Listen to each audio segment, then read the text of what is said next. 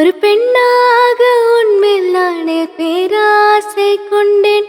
உன்னை முன்னாலே பார்க்கும்போது பேசாமல் நின்றேன். எதற்காக உன்னை எதிர்பார்க்கிறேன்? எனக்குள்ளே நானும் தினம் கேட்கிறேன். இனிமேல் நானே நீயானேன், இவன் பின்னாலே போவேனே.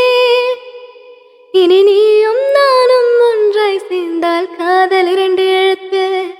விண்மீன் விதையில் நிலவாய் முளைத்தேன். பெண்மீன் விழியில் எனையே தொலைத்தேன். மழையின் இசை கேட்டு